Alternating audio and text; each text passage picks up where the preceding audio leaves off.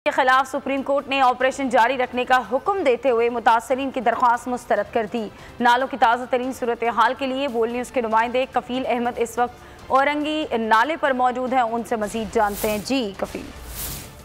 देखिए, मैं इस वक्त मौजूद हूँ औरंगी टाउन नाले पर और मेरे कैमरे में कैसेट इस वक्त दिखाएंगे कि इस वक्त अपना जिस हिसाब से ये तमाम ये नाले का पानी यहाँ से निकल रहा है और कि इस यहाँ पर ऑपरेशन किया गया था। जो भी तजावुज़ात थी उनको जो है वो गिराया गया, मिसमार किया गया।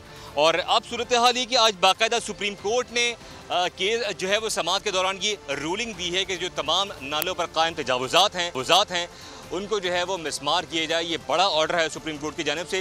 मुतासरीन इसके साथ जो मुतसिल थे उनको रिहाइश के लिए और उनकी जो लीज़ के लिए जो कहा गया है उनको कितनी रकम जो है वो दी जाएगी। और इस हवाले से अगर हम बात करें मजमूई तौर पर तो इस वक्त ये नाले की सूरत हाल खासी बेहतर दिखाई दे रही है। इसलिए ये महकमा मौसमियात का कहना है कि जून के आखिर में जो है वो मानसून का सीज़न होगा, जिसके बाद शदीद बारिशों का इम्कान है कराची में। शुक्रिया कफील अहमद, अपडेट कर रहे थे।